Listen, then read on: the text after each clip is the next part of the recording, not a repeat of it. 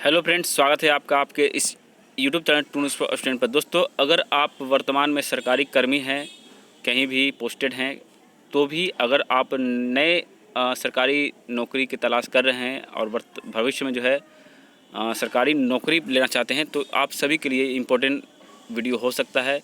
छोटा है लेकिन बहुत ही ज़्यादा महत्वपूर्ण वीडियो है। देखिए, पेंशन के लिए 36,850 रुपये का मैसेज आया और वैसे ही चिंतराम शास्त्री जो है गदगद हो गए। क्यों हुए गदगद और क्या कुछ कहा गया है इस आर्टिकल के माध्यम से, वो मैं आपको बताने वाला हूँ। दोस्तों, यहाँ पर दिखेगा कि चिंतराम शास्त्री को मंगलवार को जैसे ही मोबाइल पर बैंक खाते में पेंशन के 36,850 रुपये आने का मैसेज आया तो उनका पूरा परिवार खुशी से झूम उठा। परिवार ने प्रदेश के मुख्यमंत्री सुखविंदर सिंह सुक्खू का धन्यवाद किया और कहा कि मुख्यमंत्री ने जो वादा किया था वह पूरा कर दिया है। बता दें, जिला के पहले न्यू पेंशन स्कीम से पुरानी पेंशन स्कीम के अंतर्गत आने वाले चिंतराम शास्त्री शिक्षा विभाग से शास्त्री के पद पर 13 साल 10 महीने का जो है जॉब किया। उसके बाद 22 दिन सेवाएं देने के बाद 31 जुलाई 2017 को सेवानिवृत्त हुए। न्यू पेंशन स्कीम के अंतर्गत उन्हें पिछले 6 वर्षों से मात्र 1770 रुपये का ही मासिक पेंशन के तौर पर मिलते थे। वहीं अब पुरानी पेंशन स्कीम के बाद उनकी मासिक पेंशन 36,850 रुपये मिलना शुरू हो गई।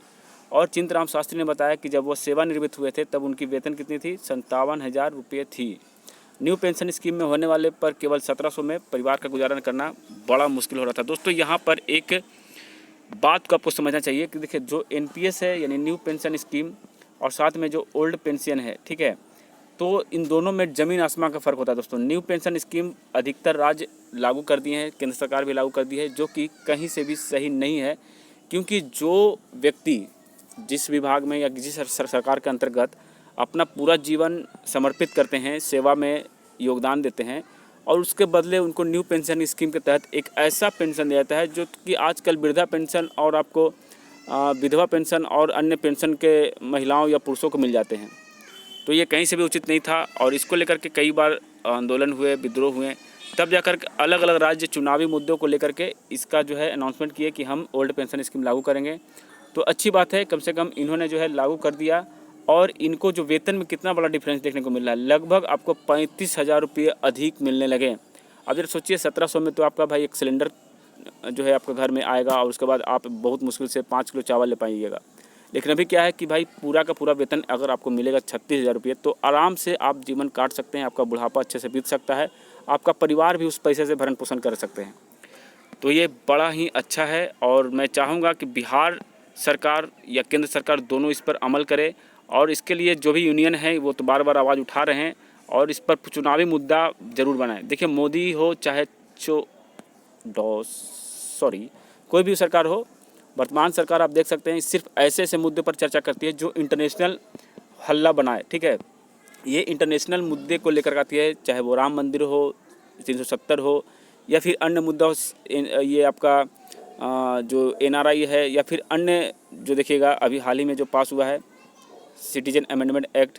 ये सब ऐसे मुद्दे हैं जो इंटरनेशनल लेवल पर हावी बनते हैं और इससे ये अपने आप को जो है पॉपुलर करते हैं, पॉपुलर करके अवार्ड लेते हैं विदेशों से और यहाँ पे चुतिया बनाते हैं पब्लिक को। पब्लिक भी वही सब में इंटरेस्ट लेती है। पब्लिक को जो बुनियादी चीज़ें चाहिए उस पर ये इंटरेस्ट लेती ही नहीं है और उस पर बात भी नहीं करती है। चाहे मीडिया चैनल को बात ही छोड़ दीजिए, मीडिया का जितने भी बड़े बड़े चैनल हैं, जो प्रतिष्ठित चैनल हैं, वो सब के सब बकचोद हैं, बिके हुए हैं।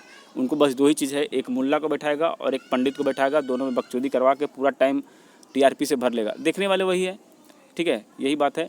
तो जो मुद्दा है उस पर बात नहीं होती है। सरकार भी घोषणाएं जब करती है, अपनी चुनावी घोषणाओं की अगर बात करें, मैनिफेस्टो में जब रखती है, तो ऐसे ऐसे मुद्दों को रखती है जहां पर पूरे जनता बकचोदी की तरह उसके बातों पर भरोसा करते हैं और अपना पूरा जीवन बर्बाद करने के पीछे पड़े रहते हैं। 5 किलो अनाज मुफ्त में दे रहे हैं, ये चुनावी मुद्दा होना चाहिए भाई। कहीं 2 रुपये किलो था, उसको आपने मुफ्त कर दिया। फ़र्क क्या पड़ा होगा आपके बजट पर? सरकार को कुछ फ़र्क पड़ा होगा? अरे जिसको हम 2 रुपये में देते थे उसको हम फ्री में दे रहे हैं, ठीक है, उसको फ्री में दे रहे हैं, 2 रुपये कहीं और से जुगाड़ लेंगे, 2 क्या 2 की जगह 20 जुगाड़ लेंगे। यही तो स्कीम है वर्तमान सरकार की, चाहे कोई भी सरकार हो। तो जो मुद्दा है उसी पर बात करना चाहिए। और मेरे ख्याल से फ़िलहाल अभी हमने जो भी देखा, बीजेपी की अगर बात करें, वर्तमान में बीजेपी सरकार है, तो इनका क्या है भाई कि अब की बार 400 पार, ठीक है। अब इस पर आप भरोसा करेंगे 400 पार आपको लेना है, या फिर जो कांग्रेस ने एक घोषणा पत्र जारी किया कि अब की बार 30 लाख रोजगार नहीं, मतलब सरकारी नौकरी 30 लाख अगर बोले हैं तो सिंपल सी बात है 15 से 20 लाख ज़रूर देंगे। उसके अलावा महिलाओं को 1 लाख का जो है प्रत्येक वर्ष एक तरह से सहयोग राशि मिलेगी। स्टूडेंट को भी है, जो ग्रेजुएट स्टूडेंट है उनको अप्रेंटिसशिप के तहत 1 लाख रुपये का जो है रोज़गार मिलेगा।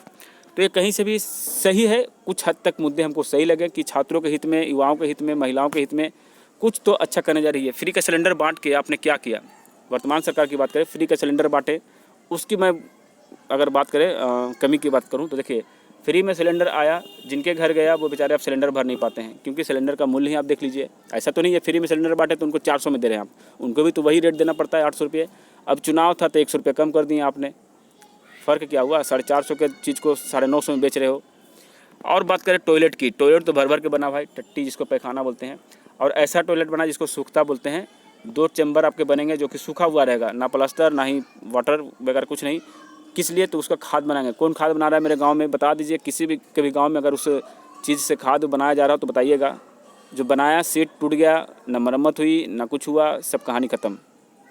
और बता दें आपको हम भाई, नल जल योजना आपको बता दें, आपके घर के आसपास में जो नल जल योजना का जो पाइप बिछा होगा गाँव गराज में, भाई आपको बता दें कि 1 इंच का मोटर पाइप या बहुत ज़्यादा से ज़्यादा 2 इंच तो मैंने देखा ही नहीं है, 1 इंच का पाइप ढुका करके पूरे गांव में बांट दिए। आधे घर में पानी चूती है, आधे घर में पानी का पता ही नहीं चलता है, और कुछ घर के अंदर तो पानी इतना स्पीड गिरता है पता नहीं। ये क्या सिस्टम है?